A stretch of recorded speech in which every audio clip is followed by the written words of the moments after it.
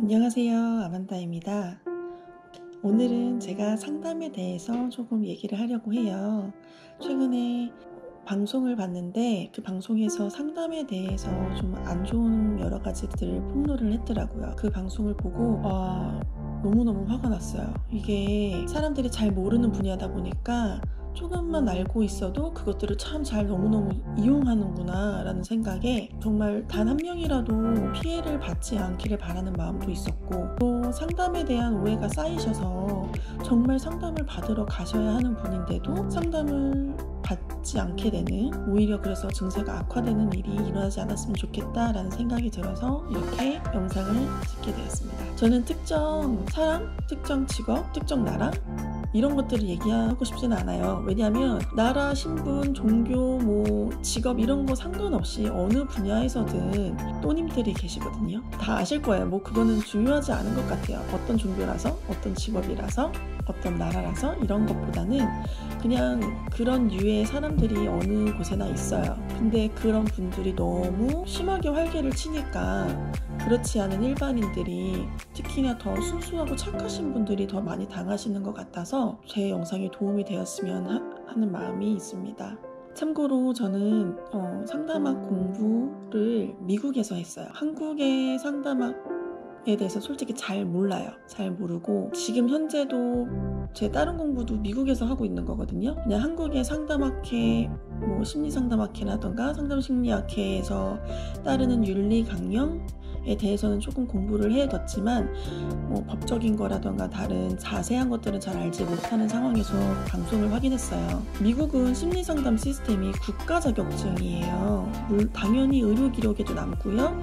보험도 가능해요. 근데 이제 한국은 그런 것들이 되지 않다 보니까 자격이 되지 않는 사람들이 아무나 상담을 할 수 있다는 거, 그게 저한테 너무 충격이었던 것 같아요. 국가에서 관리하는 분야마저도 잘 다뤄지지 않는 게 사실이잖아요. 누군가 사람이 속이기로 마음을 먹으면 진짜 속이는 거는 너무 끝도 없이 쉽거든요. 정말 불법으로 의료 시술하고 여러 가지 행위를 하시는 분들 되게 많잖아요. 그것처럼 분명히 국가적으로 뭔가를 해도 구멍이 날 텐데 이게 국가적인 도움이 없다 보니까 더더욱 구멍이 심하구나 라는 거에서 좀 많이 놀랬던 것 같아요.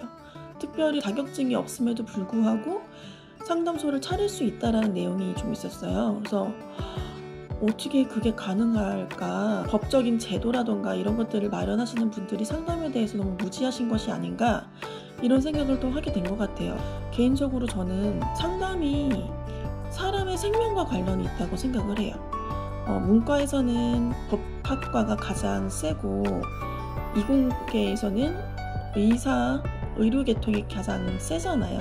대학의 문턱도 높고 수입 보장이라던가 권위도 가장 높다고 저는 생각을 해요, 개인적으로. 근데 그 이유가 사람의 생명과 관련이 됐기 때문이라고 저는 판단을 하고 있거든요. 그러니까 사람의 생명과 관련이 있으면 굉장히 존엄해야 하고 책임감도 높아야 하고 기술과 신중성과 신뢰과 모든 것들, 인품과 성품까지도 준비되지 않은 한은 그것들이 정말 사람들을 돕는 것이 아니라 무기가 될 수 있다고 생각하는 스타일인데, 상담도 마찬가지인 것 같아요. 상담을 정말 잘해서 사람을 살리는 사람이 있는가 하면, 아니면 오히려 정말 그 방송에서 말했듯이 정말 사람을 더욱더 피폐하게 하고 더 유린하고 더 이용하는 정말 무기 같은 생각이 들어요. 저는 그래서 사실 상담을 처음 시작하기 전에 내가 책임감을 가지고 해야 하는 일이다라는 거를 굉장히 신중하게, 정말 무겁게 생각하고 공부를 항상 했거든요. 일단은 내가 그 클라이언트, 그러니까 저를 찾아오는 내담자분들을 대하는 나의 자세가 굉장히 그게 중요하지 않을까라는 생각을 많이 하는데, 그렇지 않은 사람들이 너무 많다라는 걸 이제 방송을 통해서 본 거죠. 그리고 또한 그 방송을 통해서 그런 사람들을 무분별하게, 물론 당연히 그런 사람들을 눈으로 확인할 수는 없어요. 하지만 적어도 어느 정도 기준이 마련되어 있지 않고 그 사람들을 거르지 않는 이상은 그런 것들이 좀 이렇게 큰 문제가 되도록 키운 가장 중요한 원인 중에 하나가 아닐까라는 생각을 했어요. 미국뿐만이 아니라 한국도 마찬가지일 거예요. 사실 상담을 대학원이나 대학교나 뭐 이런 곳에서 공부하신 분들은 상담소에서 근무를 꼭 해요. 그 훈련 시간을 거치지 않으면 시험을 볼 수 있는 자격 자체가 없어요. 미국 같은 경우는 국가에서 정한 학교, 그러니까 인정한 학교가 있거든요. 그 학교에서 그 수업, 그 과정을 졸업하지 않으면 시험 볼 자격이 없어요. 그러니까 시험 보는 자격이 굉장히 여러 가지가 있어요. 훈련과 공부겠죠. 그래서 그것 때문에 적어도 2, 3년? 옛날에는 법으로 제한이 없어서 10년 넘게 공부하시는 분들 본 적이 있는데 지금은 그렇게 길게까지는 뭐 안 되고요. 공부를 마치고 나서 몇 년 이내에 시험을 봐야 한다는 이제 법이 생겼어요, 미국도. 근데 어쨌든 그렇게 좀 저희가 제재가 있는 편인데 한국은 그런 제재가 있는지 없는지 제가 잘 모르겠어요. 하지만 적어도 훈련 그리고 공부는 제대로 한다는 거 검증이 되는, 그러니까 시간이 굉장히 필요해요. 미국 같은 경우는 1500시간, 뭐 5000시간 뭐 이런 식으로 각 라이센스마다 정해진 시간들이 있어요. 모든 영역, 모든 활동들을 포함을 하고요. 특히 이제 또 관련 기관 학교마다 스타일이 다르지만 슈퍼바이저라고 해서 그분들한테 이제 내가 상담을 어떻게 했고 이렇게 진행을 했고 그래서 그 사람과 이런 대화가 오갔고 이런 솔루션을 제시했다던가 이런 숙제를 줘서 다음 주에는 이렇게 할 예정이다. 이런 것들을 보고를 해요. 보고서를 직접 작성해서 제출하기도 하고 대화도 나눠야 해요. 그러면은 이제 슈퍼바이저 되시는 분께서 피드백을 주시겠죠? 이거는 잘했고 이거는 잘못했다. 혹시 이렇게도 질문을 해봤나? 이렇게 시도해봤나? 그럼 다음 주에는 이렇게 해보는 건 어떤가? 이런 것들을 제시를 해주세요. 그럼 그걸 따라서 같이 교수님 슈퍼바이저와 함께 얘기를 나누면서 아 이거는 했어요. 아 이거 해봐야 되겠네요. 아 이거 제가 놓쳤어요. 아 이건 그럼 제가 잘못한 거네요. 이렇게 계속 대화를 하면서 하는 거죠. 제가 공부했던 학교에 같은 경우는 정말 저희 교수님이 감사하게도 모든 1대1, 그러니까 제가 만약에 이번 주에 상담 건수가 3건이 있었으면 그 3개를 다 한 케이스당 10분에서 15분을 할애를 하셔서 다 일일이 봐주셨어요. 케이스가 10개가 넘는다. 그러면은 저희 회의가 막 2시간이 되는 거예요. 케이스가 한 사람당 막 10개, 15개 되는 기간들도 있어요. 그래서 막 3, 4개만 얘기하고 지나가기도 하고 대신에 물론 보고서 종이는 다 제출하기 때문에 적어도 몇백 시간, 몇천 시간을 훈련을 받는다는 거. 근데 이제 한국은 프로그램을 보니까 정말 참담하더라고요. 프로그램을 만든 PD님께서 일주일 사이에 라이센스를 3개나 따셨더라고요. 진짜 충격이었어요. 저는 자격증 거의 5년 걸려서 땄거든요.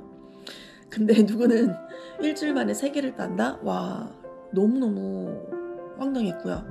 근데 그게 물론 그 프로그램에 등장 모든 것들이 사설기관이고 공신력이 없고 돈 받아 챙기려는 뭐 어떤 곳은 점집이고 막 식당이고 난리도 아니던데 그분들만 문제가 있다고는 생각하지 않아요. 사실은 저희 친언니도 어느 날 갑자기 자기 심리상담 자격증을 땄다는 거예요. 결혼을 하고 아이를 기르면서 관심이 생겨서 따게 됐는데 그래서 그거를 보여주더라고요. 근데 국가기관은 아니지만 국가 산하에 있는 기관이었어요. 제가 어디다고 말은 못 드리겠지만 거기서 미술심리 자격증 1급, 심리상담 자격증 1급을 땄더라고요.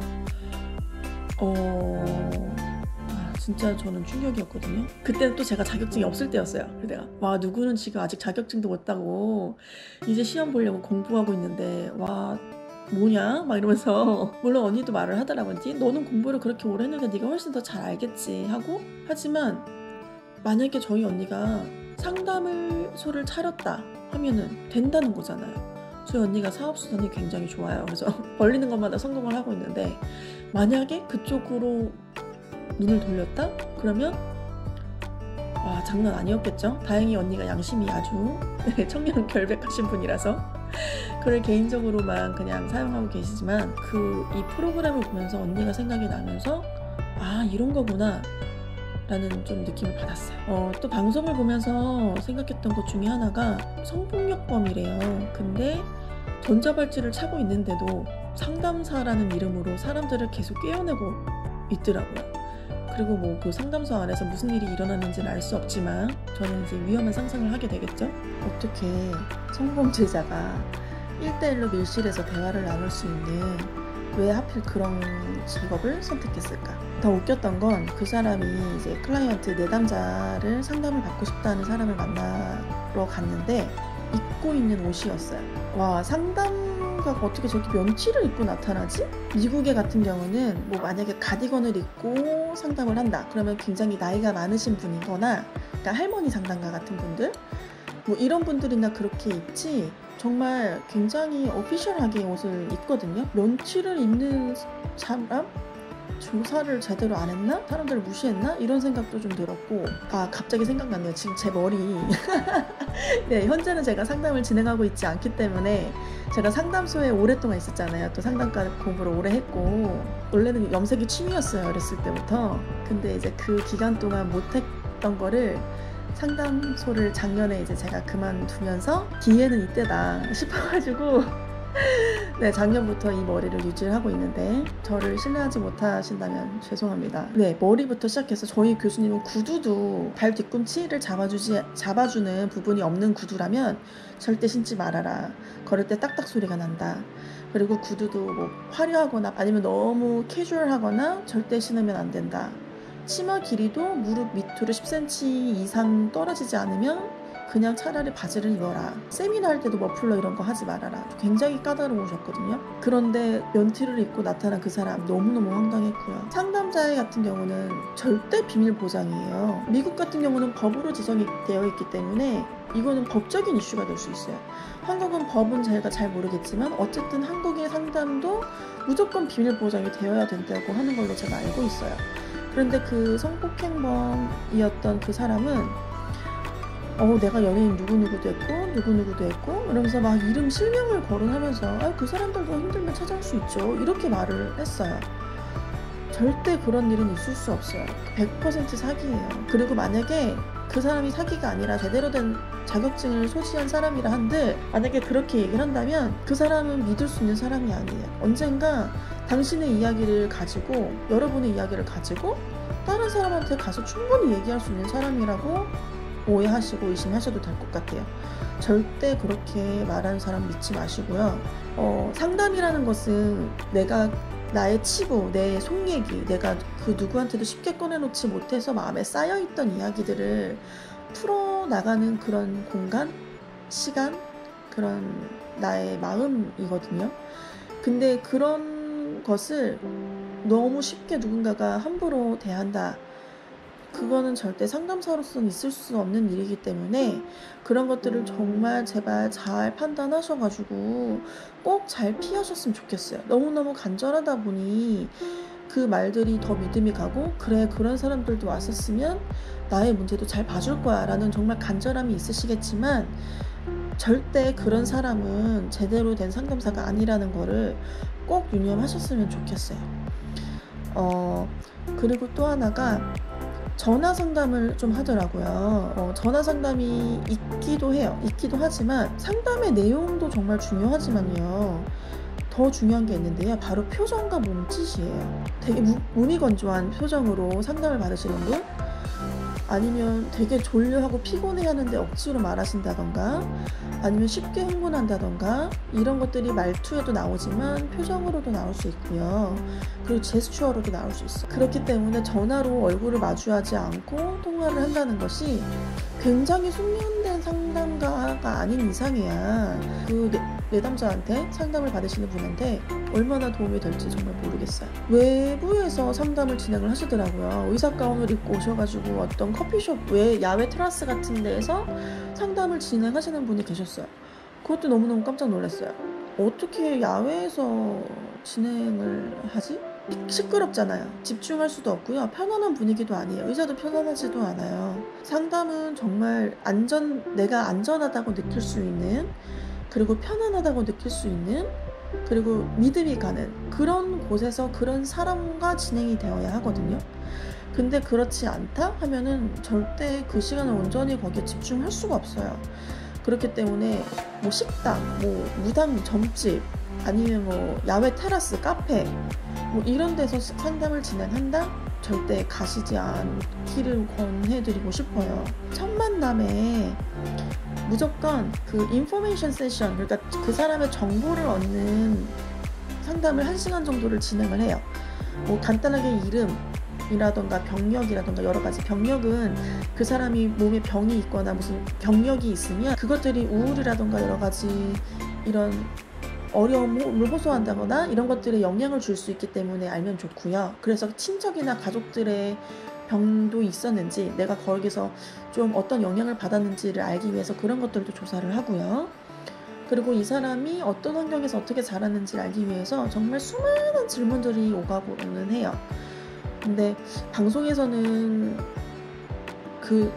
나를 찾아온 사람의 정보를 묻기보다 오히려 상담자가 자기 얘기를 하고 있더라고요. 나는 어떤 사람이고 이런 사람도 있었고 저런 사람도 있었고, 물론 필요해요. 나는 어디서 학위를 받아서 어떤 공신력 있는 자격증을 소지한 사람이고, 나는 당신의 어떤 문제로 찾아왔는지 대충 얘기를 들었을 때 나는 이런 분야가 자신이 있으니까 이런 치료 방법을 아니면 이런 상담 기법을 사용하겠다. 그래서 당신과 몇 주 동안 어떤 플랜을 가지고 상담을 하고자 하는데 어떻게 생각하시느냐는 너무너무 좋아요. 이거는 상담에 관련한 내 얘기긴 하지만 사실 결론적으로 내 얘기가 아닌 내담자를 위한 얘기잖아요. 정말 자기 얘기를 하는, 그거는 절대 옳지 않습니다. 상담자는 얘기를 들어주는 사람이지 자기 얘기를 하는 사람이 결코 아니니까요.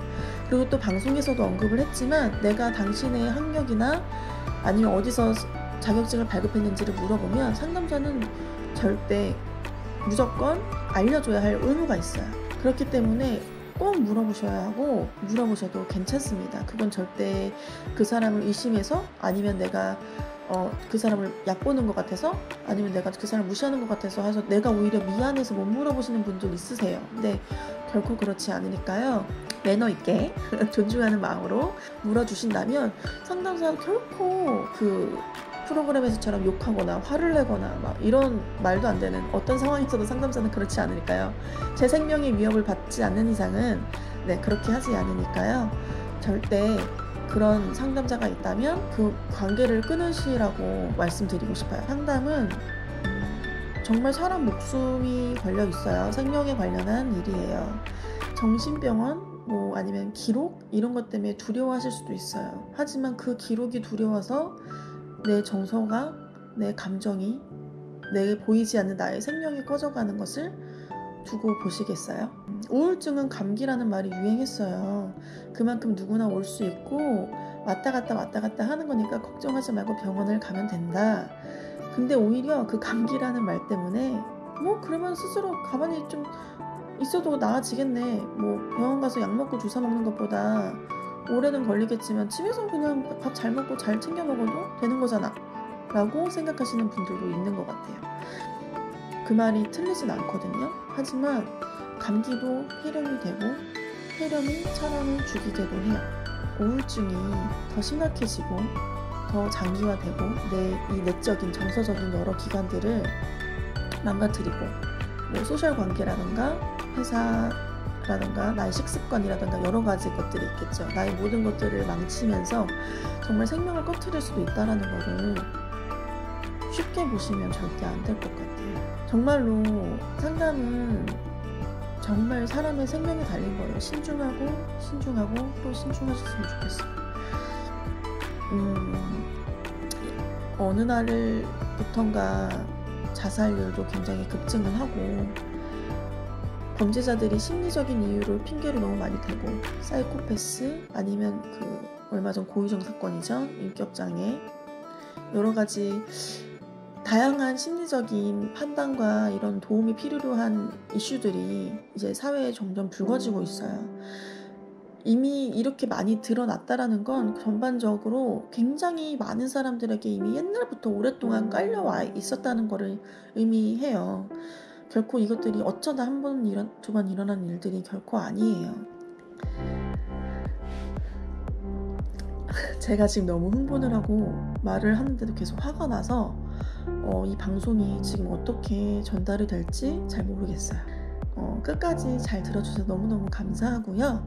영상을 보시고 나서 궁금한 점이 생기셨다면 댓글에 남겨주시면 제가 댓글로 답을 드릴 수도 있고, 이거는 좀 영상으로 길게 대답해 드려야 되겠다 하면 제가 영상을 좀 찍어서 답변을 해드리도록 하겠습니다. 좋아요와 구독 버튼 꼭 눌러주시면 감사하겠습니다. 감사합니다.